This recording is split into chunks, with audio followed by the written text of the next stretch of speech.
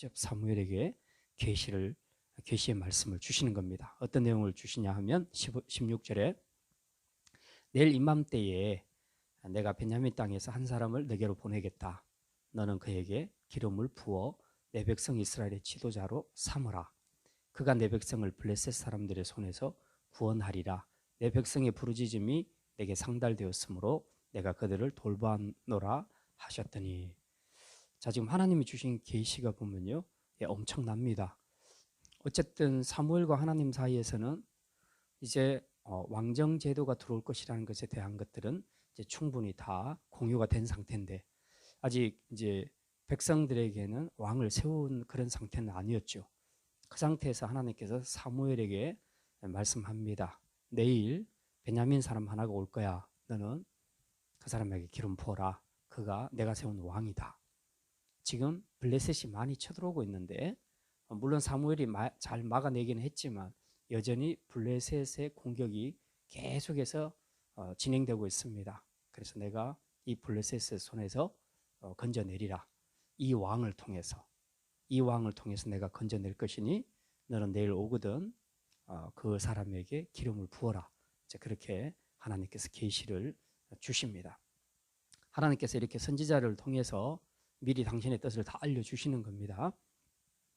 17절에 사무엘이 사울을 볼 때에 여호와께서 그에게 이르시되 보라, 이는 내가 내게 말한 사람이니 이가 내 백성을 다스리리라 하시니라. 이제 드디어 사울이 사원과 함께 올라오고 있고요. 이제 사무엘과 서로 이제 맞닥뜨리게 됩니다. 이때 사울을 딱 보는 순간에 하나님께서 또 사무엘에게 말씀하시죠. 바로 이 사람이다. 이 사람이 내 백성 이스라엘을 다스릴 거다. 이제 하나님께서 그렇게 말씀합니다. 우리가 지난 시간에도 말씀을 생각했지만 하나님께서 이 사울의 아버지 기스가 암나기를 잃어버리게 한 사건이 그냥 우연히 일어난 사건이 아니었다. 결국은 이 사울이 암나기를 찾아다니다가 사무엘을 만나게 돼서 마지막에 기름 부음을 받죠. 그러니까 이건 하나님께서 다 준비하신 일들이라는 겁니다. 그러니까 하나님의 섭리 아래서 이루어지는 일이라는 겁니다. 그리고 오늘 여기 보니까 사울은 사실 아무것도 모르고 그냥 가잖아요. 그냥 나귀 찾으러 간 것뿐이죠. 가다가 돌다 보니까 자기가 왕이 됐을 때 다스릴 땅을 이미 밟게 됐고, 그리고 오다 보니까 또 사무엘을 만나게 되고, 정말 본인은 몰라도 하나님께서 그 걸음을 다 인도하셨지 않습니까? 사무엘 만나게 하려고. 근데 사무엘에게는 어떻게 합니까? 하나님께서 직접 계시로 말씀을 하시거든요. 모르고 만나는 것이 아니라 알고 만나게 하십니다. 하나님의 뜻도 당신의 계획도 다 하나님께서 사무엘에게 알려주시죠. 다 알게 하셔가지고 만나게 하십니다. 어쨌든 하나님의 인도하시면 그 목표를 이루기 위해서 당신의 종들에게는 뜻을 알려주시고, 그리고 사울에게는 모르고도 순종하게 해서 결국은 이 두 사람이 만나게 하는 겁니다. 만나게 해서 드디어 이스라엘의 초대 왕 기름 부음이 이제 이루어지게 되는 것이죠. 그러니까 우리 어떤 일이건 믿는 자들에게서 일어나는 그런 일들을 볼 때마다 항상 두 가지를 생각하라 했습니다. 첫째는 범사에 하나님의 역사하심을 인정하라는 겁니다. 뭐든지 되는 대로 우연히 재수가 좋아서 재수가 없어서 그런 일들이 생기는 것이 아니고 다 하나님의 섭리 가운데 이루어진다. 참새 한 마리도 하늘에서 그냥 떨어지는 법이 없다. 다 하나님의 허락하심 안에서 떨어진다는 거죠. 그렇게 본다면 우리 성도들의 삶에서 일어나는 크고 작은 많은 일들은 전부 다 하나님의 인도하심 또 허락하심 안에 있다. 섭리 안에 있다 하는 것을 우리가 범사에 인정해야 된다는 겁니다. 그리고 두 번째는 이제 그걸 인정하니까 우리가 뭘 생각해야 되겠습니까? 어떤 사건이 딱 일어나면 이게 왜 일어났을까? 이제 우리 성도들은 그걸 생각해 볼 필요가 있습니다. 그냥 뭐 우연히 일어났겠지 뭐 그렇게 생각하고 넘어갈 일이 아니라, 특히 좀 안 좋은 일이 생기거나 그럴 때 왜 이런 일이 일어났지? 하고 정말 하나님 앞에 돌아보는 것이 필요합니다. 그 일을 통해서 하나님이 무엇을 우리에게 알게 하려고 하시는지 이런 것들을 이제 우리가 생각하고 물어보는 그런 자세가 필요한 거죠. 자, 이제 지난 시간은 여기까지 생각을 했고요. 오늘 말씀에서는 두 사람이 이제 서로 상봉하는 내용이 나옵니다. 자, 그다음 18절에 봅니다. 사울은 지금 아무것도 모르고 있고요. 사무엘과 맞닥뜨렸습니다. 사무엘에게 직접 묻습니다. 18절에 선견자의 집이 어디입니까? 내게 좀 가르쳐 주십시오. 그러니까 사무엘이 사울에게 대답하죠. 내가 그 선견자다. 그러면서 바로 다이렉트로 말합니다. 너는 나보다 앞서서 산당에 올라가라. 그리고 너희가 오늘 나와 함께 먹을 것이다. 아침에는 내가 너를 보내는데 네 마음에 있는 것을 다 네게 말하리라. 네 마음에 있는 것, 즉 사울의 마음에는 지금 뭐가 있을까요? 그죠? 잃어버린 낙이죠. 예, 그 네 마음에 있는 거 그거 내가 다 말해줄게. 이제 그렇게 말합니다. 실제로 20절에 보면 사흘 전에 이런 네 암나기들을 염려하지 말라 찾았느니라. 예, 이미 찾았다고 그렇게 이야기를 해주고 있습니다. 이 정도까지 딱 들으면 굉장히 놀라겠죠. 예, 지금 찾은지 안 찾은지 자기는 알도 못하는데 사무엘이 염려하지 말라고 지금 네가 그 염려하는 그 암나기들은 다 찾았다고 그렇게 들려주고 있습니다. 자, 그 다음에 이제 본격적인 메시지를 사울에게 줍니다. 온 이스라엘이 사모하는 자가 누구냐? 너와 내 아버지의 온 집이 아니냐? 이미 지금 그 사울을 향해서 너희와 너희 집안을 통해서 내 백성 이스라엘을 다스릴 그런 왕, 지도자를 세울 것이다 하는 암시를 지금 주고 있는 겁니다. 너희 집안이다, 너다, 지금 그렇게 이야기하는 거죠. 즉각 알아챘습니다. 사울이 21절에 대답합니다. 나는 이스라엘 지파의 가장 작은 지파 베냐민 사람이 아니니까. 또 나의 가족은 베냐민 지파 모든 가족 중에 가장 미약하지 아니하니까. 당신이 어찌하여 내게 이같이 말씀하시나이까. 그러죠. 예, 지난주에도 설명드렸던 것처럼 베냐민 지파는 12지파 중에 제일 작죠. 예, 이미 그 기브아 사건, 그 레위인 첩 사건 때문에 나머지 11지파와 아주 엄청난 싸움을 해서 베냐민이 박살이 나죠. 그때 남자들 다 전사하고 600명만 남겨놓은 상태입니다. 그 상태에서 간신히 지금 11지파 장군들의 지혜를 짜내서 결국 베냐민 남은 남자들 짝을 맞춰주지요. 그러니까 이게 다른 지파들은 지금 몇십만 남자들이 장수들만 몇십만 명이 되는데 여기는 600명이에요. 베냐민 지파는. 그러니까 지파 자체가 지금 소멸될 위기에 있는 겁니다. 그런 상태에서 지금 간신히 이렇게 사람을 붙여서 이제 베냐민 지파가 성장해 가도록 나머지 11지파가 도와주는데 지금 그렇게 돼봐야 이게 몇 년 지났겠어요. 사사시대 말기에 있었던 일이니까 지금은 사사시대 말기 중에 말기잖아요. 사무엘이 마지막 사사니까. 그러니까 사실은 얼마 지나지 않은 거니까 아직은 베냐민 지파에는 남자들의 수가 절대적으로 적은 겁니다. 지금 그런 지파에서 그 나를 왕으로 세운다. 이거는 진짜 사울의 입장에서는 굉장한 거죠. 아이고 이거는 있을 수가 없습니다. 이제 그렇게 이야기하는 겁니다. 자, 22절. 사무엘이 사울과 그의 사원을 인도하여 객실로 들어가서 청한 자 중 상석에 앉게 하였는데 객은 30명 가량이었더라. 이 객실이라는 것은 이제 산당에 딸려 있는 옆에 부속된 방들인데 나중에 후대에 가서는 제사장의 방 혹은 서기관의 방 그런 용도로 사용하게 됩니다. 근데 그때 청함받은 사람들이 30명이었다. 30명은 어쨌든 이 라마 성읍에서는 유력한 자, 요즘으로 보자면 유지들을 초청했다고 그렇게 볼 수 있죠. 그런데 사무엘이 사울을 그 30명 유지들 중에 제일 상석에 앉게 했다는 겁니다. 지금 무슨 얘기입니까? 사무엘이 지금 이미 사울을 왕으로 지금 생각하고 예우를 하고 있다. 지금 그런 얘기죠. 뿐만 아니라 23절, 24절에 보면 요리인에게 이야기합니다. 내가 그 어제 말했던 거 알지? 그 맡겨둔 거 가져와. 이제 요리인이 가져옵니다. 넓적다리와 그것에 붙은 것을 가져다가 사울 앞에 놓는지라. 사무엘이 말합니다. 이는 내가 잘 너를 위해서 준비했던 것이니 네 앞에 놓고 먹으라. 내가 백성을 청할 때부터 너를 위하여 이것을 두고 이때를 기다리게 하였느니라. 그날에 사울이 사무엘과 함께 먹으니라. 사무엘은 이미 이런 것이 있다는 것을 하나님 앞에서 들었기 때문에 기름 붓기 전에 왕으로서의 그런 모든 그 예우를 갖추어 주는 겁니다. 자리도 상석에 앉게 하고 또 음식도 그 최고 넓적다리가 그 당시에 그 재물이나 이런 것 중에서 이 부위가 제일 고급스럽고 제일 좋은 부위라고 그렇게 얘기합니다. 예, 이제 그걸 사울을 위해서 준비했다는 겁니다. 자, 그래서 같이 식사를 하게 됐죠. 25절 식사하고 난 다음에 이제 산당에서 내려와서 성읍으로 들어가게 됩니다. 일단 제사는 다 끝났으니까 사무엘이 사울과 함께 지붕에서 담아왔다. 지붕은 우리가 생각하는 우리 한옥 지붕을 생각하시면 안 됩니다. 그건 되게 위험한 거고요. 그 이스라엘은 다 평평하게 돼 있습니다. 다 옥상. 우리 집에 옥상들 있잖아요. 보면요. 그 옥상 일부가 아니라 전체 가옥 전체를 다 옥상으로 만듭니다. 그렇게 해서 옥상이 그 미팅하는 장소가 되기도 해요. 그리고 때로는 집회하는 장소가 되기도 하고 그렇게 해서 그 응접실 개념으로 많이 이제 사용을 하기도 했습니다. 지금 들어가서 성읍에서 지붕에서 담아했습니다.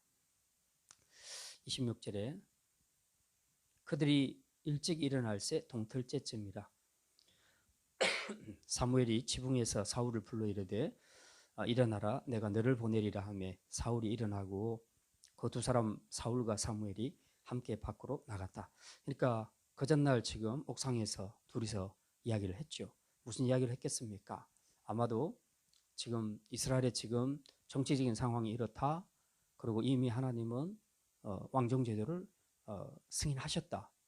그리고 그 왕으로 너를 세우시려고 생각한다. 이런 이야기들 다 했을 겁니다. 아마 이제 남은 것은 기름 붓는 거 하나만 남은 거죠. 이미 대화는 이때 다 했다고 봅니다. 그리고 아침에 이제 그를 보내기 전에 부릅니다. 불러서 함께 이제 성읍의 끝자락까지 나가게 되는데 거기서 이제 헤어져야 되는데 사무엘이 사울에게 이야기하죠. 네 사화는 좀 앞으로 보내라. 좀 앞서가서 가게 해라. 그렇게 이제 띄우겠다는 겁니다. 지금 그렇게 하고 그리고 이제 사원이 저 앞서 먼저 간다고 가니까 이제 사무엘이 부르죠. 너는 잠깐 기다려라. 내가 하나님의 말씀을 네게 들려주리라. 이렇게 해놓고 10장 들어가면 기름을 붓는 그런 내용이 나오죠. 오늘 얘기도 뭐 사실은 뭐 그렇게 많이 중요한 내용이 있는 것 같지는 않고 그냥 줄거리로 진행이 되고 있습니다.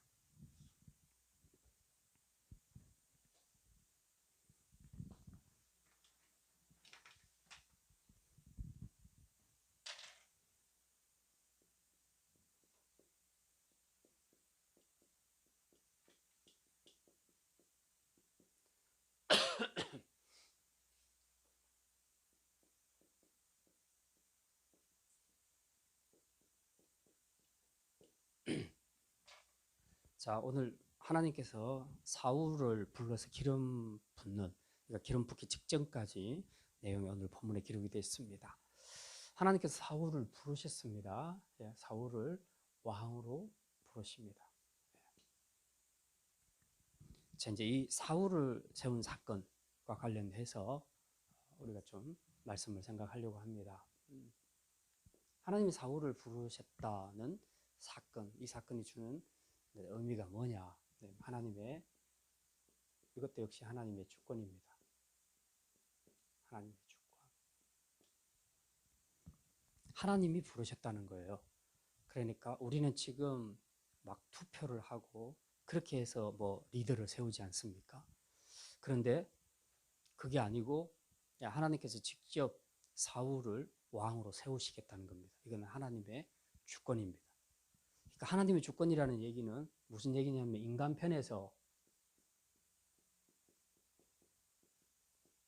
편에서의 조건 관계 없다는 겁니다.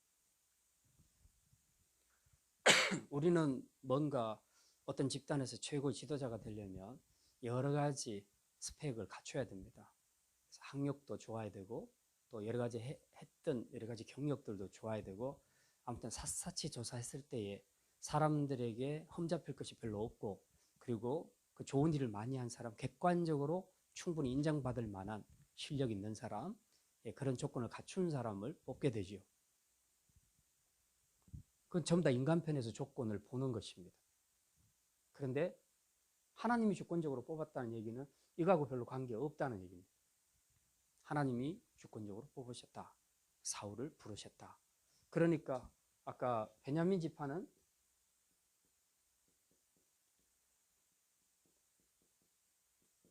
가장 작은 지파다는 거죠.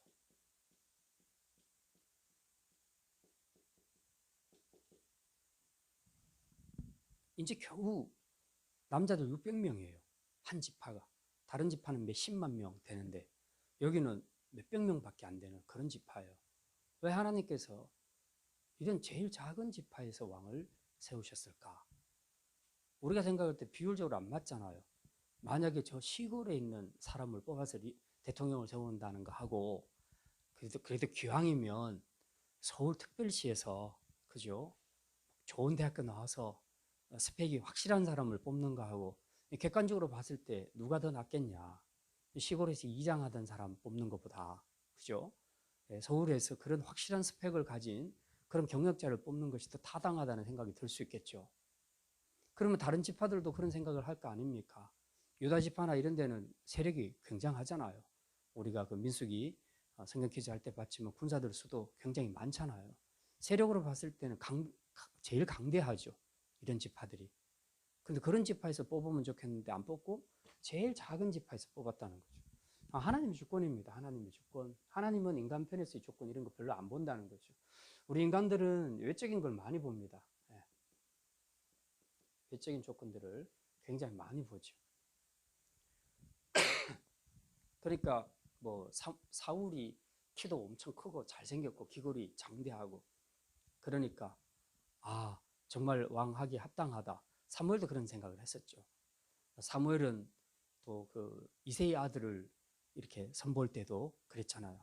큰아들 엘리압이 지나가는 것을 보고 정말 왕감이다라고 생각을 했죠. 하나님 뭐라고 말씀하십니까? 사람을 외모로 보지 말라. 나는 중심을 본다. 하나님이 그렇게 말씀하시죠. 사울은 베냐민 지파, 가장 힘없는 베냐민 지파 사람인데도 불구하고 하나님의 왕으로 세우시는 겁니다. 이건 하나님의 뜻입니다. 하나님의 뜻. 그래서 우리는 이것을 우리가 믿음으로 받아들여야 되는 겁니다. 우리 머릿속에는 자꾸 세상적인 서열이 있습니다. 그 서열을 따라 가야 된다는 그런 우리 안에 편견을 가지고 있는데 하나님은 그런 것들을 무시한다는 겁니다. 무시하고 당신이 생각하는 당신의 기뻐하시는 뜻을 따라서 세우는 겁니다. 이 주권을 인정하는 것이 정말 중요해요. 우리가 믿음으로 살다 보면 정말 이 주권을 인정하기 어려울 때가 되게 많습니다. 하나님, 쟤는 저런데 왜 저렇게 잘 되고 나는 이만큼 했는데 왜 이렇게 안 됩니까? 그러니까 우리 스스로가 내가 한 어떤 것들을 가지고 그 기준으로 비교를 하니까 이거 불공평하다는 생각이 자꾸 드는 거죠. 그래서 쟤보다는 내가 돼야 되지 않겠습니까? 이제 계속 이런 잣대가 우리 안에 있는 겁니다. 근데 하나님은 그런 거하고 전혀 관계없이 부르신다는 거죠. 하나님의 주권을 따라 왕이든 일꾼이든 하나님이 그렇게 세우신다는 것입니다. 물론 그런다고 해서 우리가 준비하지 말자는 뜻이 아니에요. 우리가 하나님 앞에 준비된 자로 있으면 언제 쓰임 받을지는 모르지만 최종적인 선택은 하나님이 하시는 겁니다. 연극을 할 때 꼭 내가 주인공을 해야 되겠습니까? 주인공 하고 싶어 하는 사람이 얼마나 많아요. 그런데 주인공은 딱 한 명 아니면 두 명밖에 안 뽑거든요. 우리 모두는 다 지금 살아가면서 또 구약 성경에도 나오는 이야기들을 보면 다 중심 인물들은 주인공들이잖아요. 근데 사실은 뭐 여기는 사환도 나오고 물깃는 소녀도 나오고 등장인물이 되게 많지만 뭐 특별하게 중요한 사람들이 아닌 것처럼 보이잖아요. 근데 하나님이 누구를 그렇게 왕으로 쓰고 누구는 사환으로 쓰고 누구는 물깃는 소녀로 쓰고 그건 하나님의 뜻에 달린 거예요. 그건 어떻게 할 수가 없어요. 그래서 우리는 항상 그 하나님의 조건을 인정해야 되는데 그 근거가 어디 있냐. 하나님은 완전하신 분이다. 선하신 분이다. 그분은 우리처럼 불완전한 것이 없어요. 모든 부분에서 판단이나 지혜나 모든 부분에서 완전하십니다. 그분의 결정이 우리 결정을 항상 능가할 수밖에 없어요. 완전한 결정이십니다. 그리고 그분은 악한 분이 아니라 선을 따라 결정하시기 때문에 우리는 그분이 뭘 결정하시든지 아멘하고 받아야 된다는 겁니다. 이게 하나님의 주권이라는 겁니다. 자, 근데 이제 거기서 무슨 그 의미가 또 하나 있냐 하면 하나님은 작은 자를 들어서 큰 자를 부끄럽게 하신다는 거죠. 부끄럽게.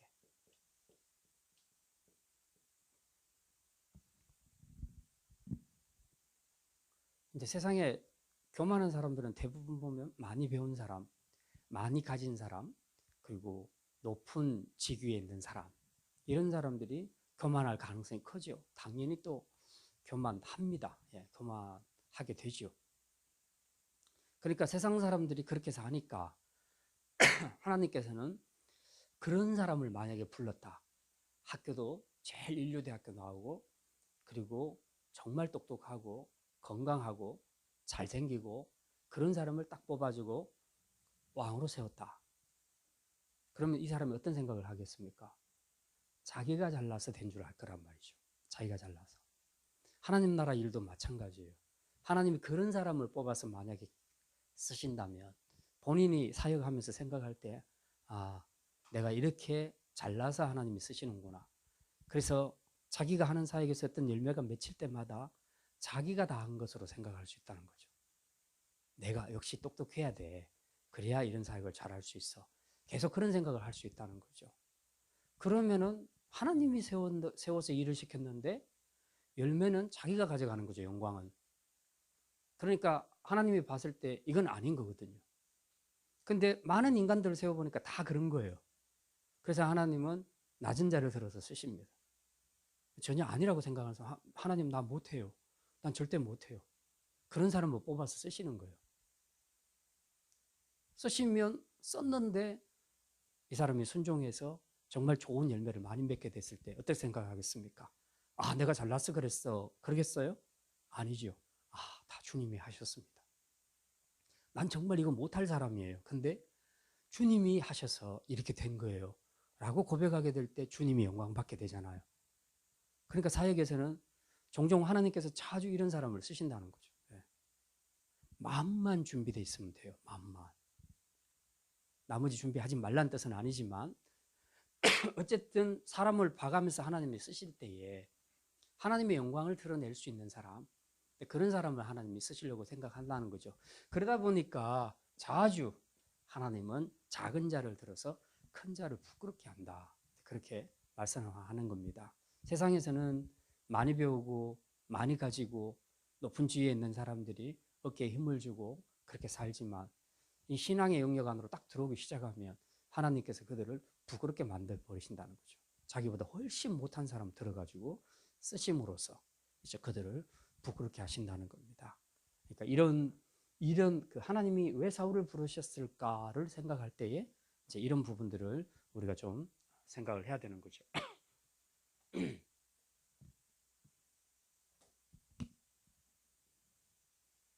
하나님이 사울을 부르신 목적은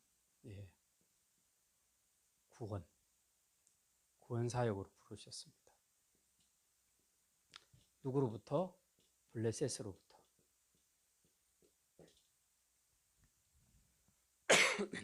아까 여기 보면 그런 표현들이 나왔죠. 16절에 중간에 보면 너는 그에게 기름을 부어 내 백성 이스라엘의 지도자로 삼으라. 그가 내 백성을 블레셋 사람들의 손에서 구원하리라. 내 백성의 부르짖음이 내게 상달되었으므로 내가 그들을 돌보았느니라. 지금 이스라엘 백성들이 부르짖는 그 소리를 하나님이 들으셨는데 누구를 통해서 구원할까? 그 이전 시대는 누구를 통해서 했습니까? 바로 이 직전 시대는 사사를 통해서 했죠. 사사를 통해서 그 일을 했는데 이제 사사 시대가 종료되잖아요. 사무엘로서 종료되는 시점에서 하나님께서 이제 왕을 세우시잖아요. 왕정 제도를 가져오게 되는데 하나님께서 왕을 들어서 블레셋부터 이스라엘을 구원하시겠다고 하나님이 그렇게 말씀합니다. 자, 그러니까 결국은 하나님이 왕정 제도를 인정하시고 허용하기는 하셨는데 결국은 뭡니까? 구원자를 세우신 분이 하나님이시라는 거죠. 그러니까 진짜 왕은 하나님이시다. 하나님이 진짜 왕이다. 이미 왕정 제도를 허락하신 마당에서도 사울을 세우신 이유가 블레셋에서부터 건지도록 구원자로 삼겠다는 거죠. 하나님께서. 그러니 블레셋을 구원하고 말고는 사울에게 달린 게 아니고 사울을 세우신 하나님께 달려있다는 겁니다. 그러니 왕정 제도가 왔어도 여전히 진짜 왕은 하나님이시다 하는 것을 보여줍니다.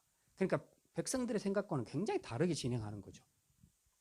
그들은 왕을 세우면 왕이 앞장서서 막 전쟁에서 자기를 건져줄 것이라 생각하는데 하나님은 그래 그 형태를 그대로 취하지만 실제로 구원을 베푸는 것은 나다.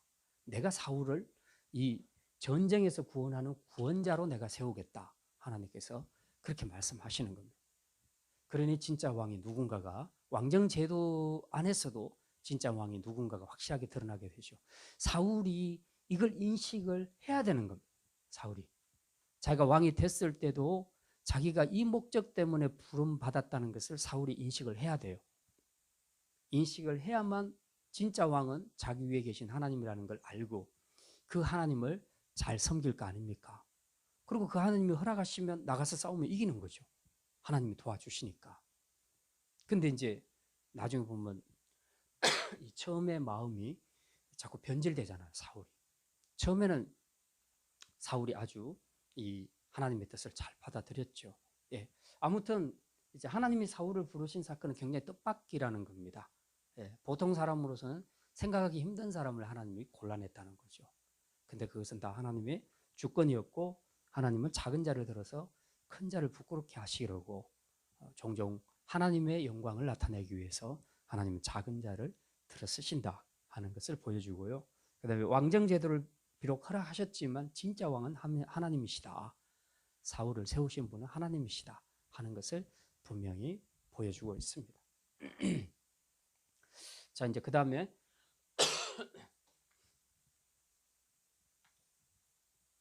이 사건을 통해서 나타난 사무엘 그리고 사울에 대해서 우리가 좀 생각해 볼 겁니다. 자, 사무엘은 하나님이 사울을 부르신 이 사건, 이제 곧 다음 주에는 기름을 붓게 되는데 이미 계시를 통해서 받았잖아요. 사울이 왕이 될 거라는 걸 분명히 받았습니다. 그러고는 하나님이 주신 말씀 따라 그대로 진행하죠. 사울이 왔을 때 산당으로 올라가게 하고 음식도 대접하고 그리고 30명의 객들 가운데서 가장 상석에 앉히고 그리고 옥상에 올라가서 모든 일들을 하나님 앞에 들은 이야기를 다 했을 거 아니에요. 사울 왕에게. 이제 그렇게 함으로써 사울로 하여금 지금 왕으로서 마음을 준비하도록 그렇게 그 일을 하고 있는 겁니다. 지금 사무엘이. 그래서 사무엘은 지금 그 신정체제에서 그동안은 신정체제에 있었죠. 사사시대는 신정체제에서 왕정제도로 가는 이 변곡점에서 사무엘은 이제 가교의 역할을 하는 겁니다. 가교의 역할을 하는 거죠. 다리 역할을 하는 겁니다. 여기서 딱 단절되는 게 아니라 신정에서 왕정으로 넘어가는데 마지막 가교 역할을 할 사람은 사무엘인 거예요. 그래서 하나님이 선택하신 사울에게 기름을 붓는 그 일까지 지금 자기가 다 하는 겁니다. 자, 근데 이 과정에서 가교 역할을 할 때에 느끼는 인간적인 어떤 갈등이 혹은 고민이 있을 수가 있다는 거죠. 인간적인 거라고 그랬습니다, 제가. 그동안 사울이 출현하기 전까지 이스라엘 다스리는 지도자는 누구였습니까? 사무엘이죠. 예, 사무엘입니다. 그 왕의 타이틀만 안 붙었지 실제적인 지도자였어요. 확실한 지도자. 영적으로나 모든 부분에서 탁월한 지도자였습니다. 근데 이제 드디어 왕이 출현을 하게 됩니다. 그 왕에게 자기가 기름을 부어요. 그리고 그 사람이 왕이 되면 이제 자기가 정치적으로 그 사람에게 왕으로 받들어야 되는 겁니다. 그러니까 이미 그렇게 알고 지금 상석에 앉혔고 그리고 거기에 좋은 부분을 그렇게 대접을 하고 있지 않습니까? 왕으로 예우를 한다는 거죠. 이 과정에서 심리적으로 그런 것이 느껴질 수 있을 거라는 겁니다. 지금까지는 내가 지도자였는데, 리더였는데 갑자기 새로운 젊은 애가 하나 나타나면서 내가 이 상당 부분 이 통치권을 이 사람에게 넘겨줘야 된다라고 생각했을 때 그 사람이 보편적으로 느끼게 되는 그런 감정이 있을 수 있다는 거죠. 왠지 뭔가 뺏긴 것 같은 느낌도 들고, 그죠? 서운한 느낌도 들고 충분히 그럴 수가 있습니다. 우리가 보면 그 예수님이 등장할 때 세례 요한이 이제 이 비슷한 갈등이 있었죠. 세례 요한은 원래 예수님의 길을 예비하는 자로 왔지 않습니까? 그러니까 자기의 보냄받은 사명의 목적은 예수님의 길을 닦는 거예요. 그 높은 산이 낮아지고 또 낮은 골짜기가 높아져서 평평하게 돼서 자기가 전하는 복음을 통해서 많은 사람들이 회개하고 돌아오면 그 사람을 몽땅 데리고 예수님 앞으로 인도하는 것. 내가 너희들에게 구원 주는 게 아니야. 나는 회개시키러 온 사람이고 너희들이 진짜 구원받아야 될 사람은 바로 이분이야. 나는 그분의 신들매를 풀기도 감당치 못해. 그러면서 예수님께 그 자기가 가르쳤던 세례 줬던 많은 사람들을 다 예수님께 인계해버리죠.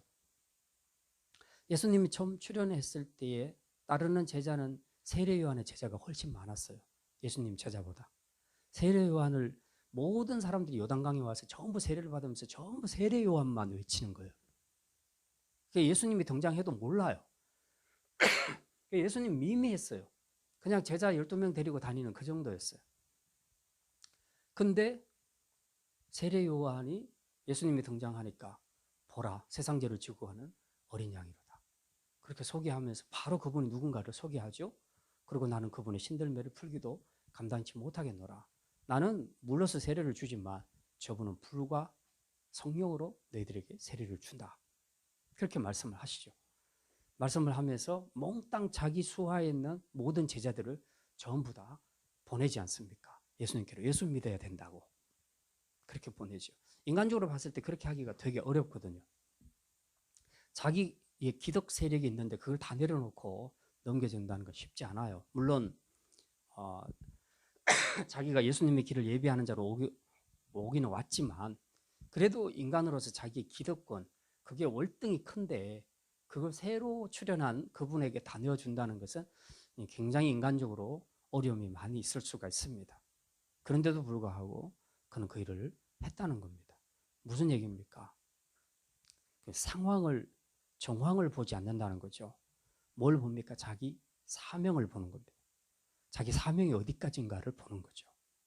우리가 교회 사역을 하면서 많은 부분에서 이 부분을 놓치게 되면 큰 오류를 범하게 됩니다.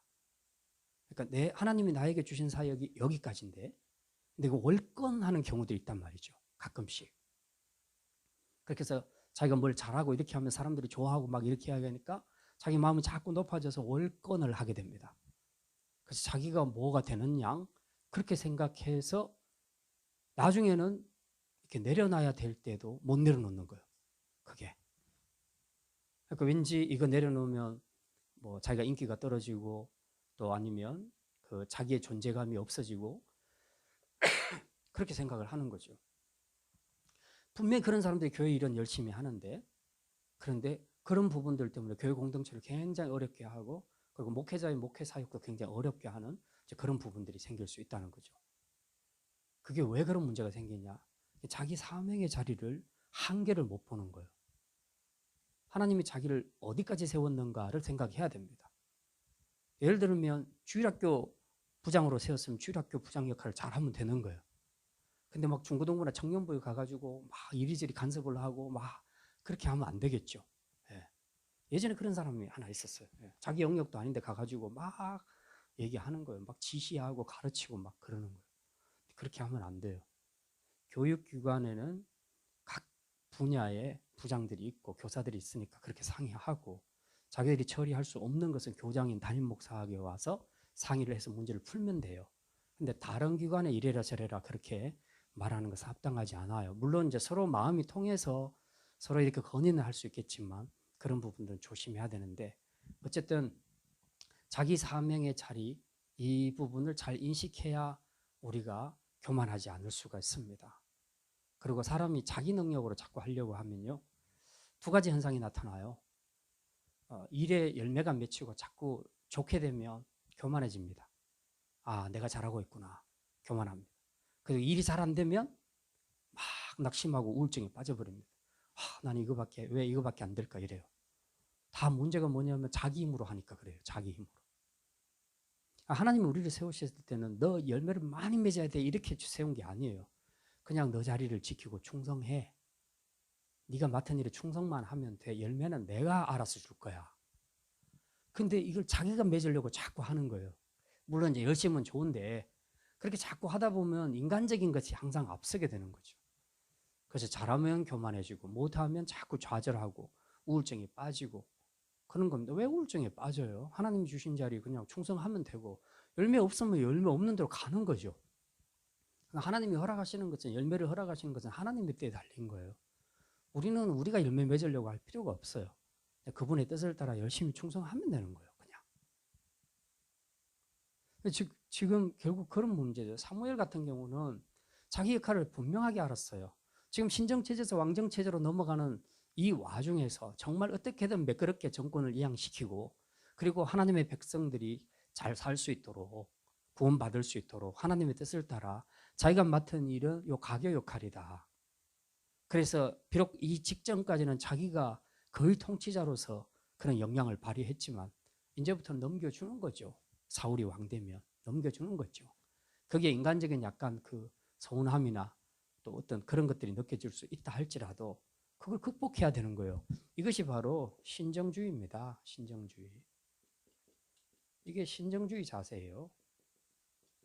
하나님의 왕으로 다스린다는 모든 것을 하나님께 보고 우리가 결단하고 나가는 겁니다. 그렇게 해야 되는데 하나님이 하신다는 생각을 안 하고 내가 했는데 하는 이것만 자꾸 생각을 하게 되면 누군가가 경쟁자처럼 나타나게 되면 이게 하나님의 명령이고 또 하나님 나라에서 반드시 해야 할 일임에도 불구하고 못 내려놓는 겁니다. 양보를 못 하는 겁니다. 자꾸 자기가 하려고 하는 겁니다. 그러니까 자꾸 트러블이 생기는 거예요. 교회 안에서. 이런 부분들을 진짜 조심해야 돼요. 정말 우리에게 많은 겸손함이 필요합니다. 사무엘은 이게 잘 돼 있었던 거예요. 신정주의 자세가 너무나 잘 돼 있었어요. 모든 것이 하나님께서 하셨다는 것을 생각하니까 나는 그냥 부르시면 부름받고 또 이 무대에서 이제 나가주라 하면 나가는 것이고 그러죠. 우리가 연극할 때 보면요. 그냥 자기 주어진 대사만 하면 되지 없는 대사 만들어가지고 막 하면 안 되잖아요. 그러면 작품 다 버리잖아요. 그죠? 자기 역할 했으면 무대에서 나가줘야 되는데 거기 또 관중들에게 보이려고 계속 이러고 있으면 작품 다 버리잖아요. 그렇죠? 그러니까 배우들의 목적은 그 작품을 살려내는 거예요. 자기 역할만 충실히 잘하면 각자가 그렇게 하면 작품이 살아나는 거예요. 근데 거기서 자기가 또 보이려고 자꾸 그렇게 그 대본에도 없는 짓을 자꾸 하려고 하게 되면 결국 자기가 튀는 게 아니라요. 망해버리는 거예요, 작품이. 그러니까 조심을 해야 된다고. 이게 신정주의라는 것은 철저하게 하나님께서 다스린다는 것을 인정하는 거예요. 그러니까 그 앞에서 그냥 나가라 하면 나가고 들어오라면 들어오고 이거 하라면 이거 하고 저거 하라면 저거 하고 하나님 앞에 순종하는 딱 주어진 일에 순종하는 그것이 정말 중요하다는 거죠. 교회 사역에서는 이 신정주의 자세를 가진 일꾼들이 필요하다는 거예요. 근데 가끔씩 보면 신정주의가 아닌 정말 인간주의로 그렇게 하는 일꾼들이 있죠. 그런 사람들 때문에 교회가 힘들어지는 거예요. 그런 사람이 열심히 내기 시작하면 그 사람들이 열심히 내는 만큼 교회는 더 힘들어지는 거예요. 그런 사람들은 열심히 안 내는 게 좋아요, 차라리. 신정주의가 열심히 내는 것이 좋아요. 그냥 올해 하나님 또 이 자리 해. 그러면 예 하고 그 자리 하고 또 내년에 저 자리 이 직분 맡아. 그러면 예 하고 맡고 그러면 되는데 나 저거 할래요. 이거 할래요. 물론 이제 저는 뭐 하기 전에 다 상담을 하지요. 항상 그 직분자 임명할 때마다 미리 상담을 다 합니다. 그 상담이 필요하신 분들은 언제든지 오라고. 그렇게 해서 들어서 웬만하면 다 들어줘요.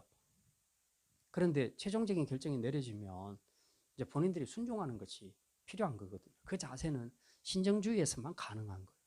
그렇지 않고 자꾸 자기 생각으로 하려고 하면 교인들하고도 부딪히고 또 목사하고도 부딪히고 자꾸 부딪히는 거예요. 그런 일꾼은 하나님 별로 원하시지 않아요. 네. 자, 그 다음에 이제 사울입니다. 네, 사울. 사울은 오늘 이 본문에서 보니까 이제 길게 자기 이야기를 하고 있죠. 우리는 이스라엘 모든 지파 중에 가장 작은 지파라. 네, 21절에 나와 있죠. 나는 이스라엘 지파의 가장 작은 지파 베냐민 사람이 아니니까. 또 나의 가족은 베냐민 지파 모든 가족 중에 가장 미약하지 아니하니까. 예, 지금 이렇게 이야기하고 있습니다. 예. 이런 겸손함이 필요하다는 거죠. 겸손이 어디서 나올까요? 겸손은 내가 이만큼 높은데 낮추는 것이 겸손이 아니고요. 하나님이 주신 자리를 정직하게 표현하는 것이 겸손입니다. 나 이만큼 있는데 이만큼 내려갈 거야. 물론 그런 의미가 포함되기는 하지만 진짜 중요한 것은 이것도 역시 신정주의에서 나오는 거예요. 사무엘과 똑같은 거예요. 어떻게 보면 사울도. 하나님이 허락하심을 인정한다면, 즉 하나님이 자기를 세우셨다고 생각한다면, 인간적으로 봤을 때는 정말 아닌데 하나님께서 자기를 세우셨다는 것을 딱 인정하는 순간, 아, 그 자리에 순종해야 되겠구나. 그런 마음을 가지는 것이 그게 겸손이라는 거예요. 지금 우리가 교회 사역을 하면서 아까도 말씀드렸지만 어떤 사역자들이 겸손할 수 있는가? 자기를 부르신 하나님, 하나님의 부르심. 하나님이 나를 부르셨다. 하나님이 이 자리로, 올해는 이 자리로 나를 부르셨다. 하는 것을 믿는 사람. 정말 그것을 그대로 예, 아멘 하고 받는 사람. 그런 사람은 자기를 드러낼 수가 없잖아요. 하나님이 나를 세우셨다는데. 그러니까 겸손할 수밖에 없죠. 하나님이 나를 세우셨으니 내 힘으로 하는 것이 아니라 나를 세우신 하나님이 그 일을 하실 거라고 믿는 거죠. 바로 그런 믿음으로 생활하는 겁니다. 내 능력과는 전혀 무관하게 하나님이 주권으로 나를 세우셨다. 가끔씩 그럴 때가 있잖아요. 세상에서는 별로 내가 스펙을 내놓을 것이 없는데 교회 안에서는 굉장히 인정받는 종종 그런 성도들이 있지 않습니까? 일꾼들. 그 사람들은 생각해보면 진짜 하나님 앞에서 굉장히 감사한 거죠. 그렇지 않습니까? 세상에서는 별로 내 스펙을 알아주지 않는데 교회에서는 하나님이 정말 나를 귀한 일꾼으로 쓰신다. 이건 정말 감사할 일이잖아요. 그죠? 그러니까 우리는 하나님 앞에 첫째는 감사해야 되고요. 혹시라도 과분하다. 하나님이 정말 나를 이렇게 부르셨다는 거. 내 능력, 또 내가 가지고 있는 자격, 스펙, 그런 것과 전혀 관계없이 하나님이 나를 이런 멋진 사역자로 세워주셨다라고 생각한다면 우리가 해야 할 첫 번째가 감사해야 되는 거죠. 그래서 감사해야 되고요. 두 번째가 충성해야 되는 겁니다.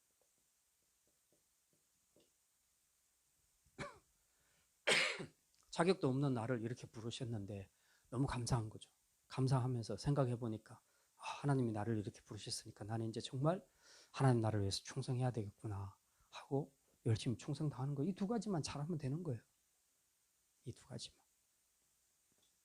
우리가 이런 부분들을 놓쳐버리게 되면 이제 뭐 감사도 잘 안 하게 되고 또 열심히 하지도 않는 이제 그런 일이 생기게 되죠. 그래서 우리가 자기 능력으로 세워졌다고 생각하는 것과 하나님이 나를 부르셨다고 생각하고 사역에 임하는 것과는 굉장히 차이가 있을 수 있다. 아까도 말씀드렸지만 자기 능력으로 됐다고 생각하면 잘 되면 자꾸 교만하고 못 되면 자꾸 우울증에 빠지는 겁니다. 하나님 나라 일은 그런 것이 아니라는 거죠. 하나님이 부르셨다면 그냥 우리가 할 일은 충성밖에 없고 그냥 열심히 하면 되는 것이고 열매는 하나님이 책임져 주시는 것이고 그런 거예요. 네. 그러니까 하나님이 원하시는 일꾼은 바로 그런 거라는 거죠. 사울은 그런 면에서 하나님이 자기를 부르신 것에 대해서 굉장히 황공하게 생각을 했습니다. 정말 생각해 보세요. 12지파 중에 제일 작은 지파, 그것도 조금 작은 게 아니잖아요. 엄청나게 작잖아요. 몇십만 명하고 몇백 명하고 지금 이게 비교가 되겠어요? 어떻게 시골 이장을 갖다가 왕으로 세우겠어요? 최소한 서울특별시장은 한 사람을 뽑아야지. 그죠? 그런데도 하나님이 이렇게 쓰시잖아요. 그걸 확실하게 본인이 깨닫고 인정한다면 죽도록 충성해야 될 거 아닙니까? 그죠? 예. 사울이 이런 점에서 하나님이 사울을 부르신 사건을 통해서 하나님은 이런 일을 하셨고 사무엘은 자기 역할을 이렇게 감당했고 사울도 이렇게 자기의 부르심을 잘 수용했다는 얘기가 오늘 본문에 있는 내용입니다. 근데 이제 이게 나중에 시간이 지나면 이게 변질됐다는 것이 문제가 되는 거죠. 요 당시까지는 이런 것들이 굉장히 잘 이루어진 종합 세트로 잘 이루어진 사건이었다 하는 것을 우리가 확실하게 느낄 수가 있습니다. 오늘 말씀 여기까지 생각하고 어쨌든 우리가 교회 사역을 할 때 항상 기억해야 될 것은 우리는 정말 이 사울이 고백한 것처럼 나는 정말 작은 자다. 우리는 저도 마찬가지고요. 함께 일하는 사역하는 모든 교회 일꾼들을 보면 그런 생각을 합니다. 다 믿음이 있을 때도 있고 또 다운될 때도 있고 있는데 공통적인 것은 우리 모두가 다 정말 깨지기 쉬운 즐거울 것 같다는 거예요. 그래서 이게 잘못 건드리면 쉽게 깨져버려요. 누구든지. 그런 게 다 있습니다. 어떤 사람은 절대로 안 깨질 거야 그러는데 제가 경험한 바로는 일꾼들 중에 안 깨지는 사람 별로 없습니다. 다른 사람보다 좀 낫다 뿐이지 어느 부분에서 건드리면 깨져요. 자기 자존심이 허락을 안 하고 분노하게 되고 막 그런 것이 나옵니다. 우린 정말 질그릇과 같이 깨지기 쉬운 존재라는 걸 그런 걸 참 많이 느껴요. 그런데 이 질그릇과 같이 깨지기 쉬운 우리 그릇 안에 뭘 담고 있다고 합니까? 보배가 되시는 그 주님을 담고 있다고 말하고 있지 않습니까?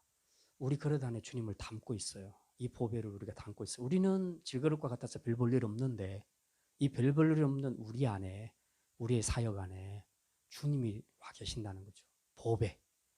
보배이신 주님이 와 계신다는 겁니다. 그러니 우리가 어떻게 사역을 해야 되겠습니까? 결국 나라는 존재는 깨지기 쉬운 질그릇과 같으니 나를 보고 일하기 시작하게 되면 할 수가 없어요. 결국 보배 되신 그 주님을 생각하면서 사역을 해야 되는데 십자가에서 내가 죽어야 되는 거죠. 십자가 뒤로 내가 가야 되는 겁니다. 네. 그래서 내가 숨고 열심히 해놓고는 나는 뒤에 숨는 거죠. 그리고 보배 되신 주님만 드러내는 거죠. 그게 이 사역자에게 필요한 자세라는 겁니다. 어쨌든 이런저런 많은 일들을 통해서 우리도 모르게 자꾸 질그릇처럼 깨지기 쉬운 그런 오류들을 많이 범하는데 정말 우리가 이런 부분에서 내 안에 나를 드러내려고 하는 것이 강할수록 깨지기가 쉽다는 겁니다. 자존심 이런 거 다 자기잖아요. 자기를 드러내려고 하니까 결국은 관계도 깨지고 사역자들하고의 그 연합도 잘 안 이루어지게 되죠. 자기입니다. 자기가 자꾸 드러나니까 깨지는 거예요. 그래서 질그릇 같다고 하는 거죠. 근데 이제부터는 그냥 나는 죽고 그냥 십자가 뒤에 숨고 내 안에 담겨있는 그 보배이신 주님만 드러내자는 거죠. 사역을 할 때 이런 자세로 하게 되면 정말 연합이 잘 이루어집니다. 문제가 안 생겨요. 앞으로 여러분이 교회를 하시면서 혹시라도 이런 트러블이 생기고 문제가 생기면 반드시 그건 주님 때문이 아니고 우리 질그릇 같은 우리가 또 우리 안에서 내 자아가 나와서 그렇구나 라고 해석하시면 딱 맞아요. 100% 맞습니다. 그래서 모든 사람들이 이제 이 사무엘과 같이 또 초기의 사울과 같이 이런 마음을 가지고 신정주의 자세를 가지자. 주님이 하시는 일에 주님이 나를 부르셨으니 그냥 내가 할 것은 감사와 충성뿐이다. 열매는 주님께 맡기자. 그리고 나는 주님이 원하시는 뜻만을 이루기 위해서 보배 되신 주님만 드러내자. 공로를 나타낼 때는 나는 숨자, 죽자. 그렇게 할 때 주님만이 드러나신다는 겁니다. 이제 앞으로 우리 사역을 통해서 보배 되신 주님이 정말 많은 사람들에게 드러나고 또 주의 영광이 드러나는 그런 겸손하고 그리고 충성스러운 사역자가 다 되시기를 주님의 이름으로 축원합니다.